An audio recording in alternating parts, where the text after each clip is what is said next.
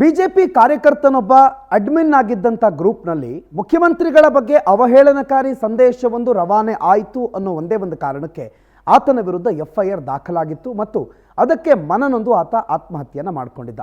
ಹಾಗಾದರೆ ನಾನು WhatsApp group admin ಆಗಿದ್ದು ನನ್ನ ಗ್ರೂಪ್ನಲ್ಲಿ ಯಾರು ಏನೇ ಮೆಸೇಜ್ ಹಾಕಿದ್ರೂ ಗ್ರೂಪ್ ಅಡ್ಮಿನ್ ಮೇಲೆ FIR ದಾಖಲಾಗುತ್ತಾ, ಆತನೂ ಕೂಡ ತಪ್ಪಿತಸ್ಥ ಆಗ್ತಾನಾ ಅನ್ನುವ ಮಾಹಿತಿಯನ್ನು ಈ ರೀಲ್ನಲ್ಲಿ ನಿಮಗೆ ನಾನು ಕೊಡ್ತಾ ಹೋಗ್ತೀನಿ.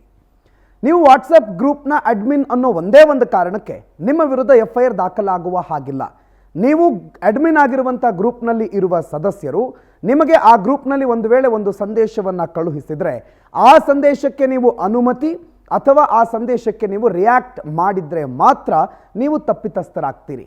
ಹಾಗಾದರೆ ನಿಮ್ಮ ಮೇಲೆ FIR ಆಗಬಾರ್ದು ಅನ್ನೋದಾದರೆ ನೀವು ಏನು ಮಾಡಬೇಕು, ಏನು ಮಾಡಬಾರ್ದು? ಒಂದು ಆಕ್ಷೇಪಾರ್ಹ ಪೋಸ್ಟ್ ನಿಮ್ಮ ಗ್ರೂಪ್ನಲ್ಲಿ ಬಂತು ಅಂತಂದರೆ ಮೊದಲಿಗೆ ಆ ಪೋಸ್ಟನ್ನು ಡಿಲೀಟ್ ಮಾಡಿಸಬೇಕು ಮತ್ತು ಆ ಪೋಸ್ಟ್ ಆ ರೀತಿಯ ಯಾವುದೇ ಪೋಸ್ಟ್ಗಳನ್ನು ಗ್ರೂಪ್ನಲ್ಲಿ ಹಾಕದೇ ಇರೋ ಹಾಗೆ ನಿರ್ಬಂಧವನ್ನು ಹೇರುವುದು ಗ್ರೂಪ್ ಅಡ್ಮಿನ್ ಒಬ್ಬರ ಕರ್ತವ್ಯವಾಗಿರುತ್ತೆ. ಒಂದು ವೇಳೆ ದೂರು ದಾಖಲಾದ ನಂತರ ನೀವು ಆ ಮೆಸೇಜನ್ನು ಅಥವಾ ಆ ವ್ಯಕ್ತಿಯನ್ನು ಗ್ರೂಪ್ನಿಂದ ಹೊರಗಿಡುವ ಪ್ರಯತ್ನ ಮಾಡಿದರೆ ಅಥವಾ ಡಿಲೀಟ್ ಮಾಡೋ ಪ್ರಯತ್ನ ಮಾಡಿದರೆ ಆ ಕ್ರಿಯೆ ಅಪರಾಧೀಕರಣವಾಗುತ್ತೆ. ಅಂದರೆ ಆಗ ನಿಮ್ಮ ವಿರುದ್ಧ FIR ದಾಖಲಾಗುತ್ತೆ. ಅಥವಾ ನಿಮ್ಮ ಗ್ರೂಪ್ನಲ್ಲಿ ಕಳುಹಿಸಲ್ಪಟ್ಟಂಥ ಒಂದು ಸಂದೇಶವನ್ನು ನೀವು ಒಪ್ಪಿ ಅದನ್ನು ಫಾರ್ವರ್ಡ್ ಮಾಡಿದರೆ ಅಥವಾ ಆ ಸಂದೇಶಕ್ಕೆ ರಿಯಾಕ್ಟ್ ಮಾಡಿದರೆ ಮಾತ್ರ ನಿಮ್ಮ ವಿರುದ್ಧ FIR ದಾಖಲಾಗುವ ಅವಕಾಶವಿದೆ.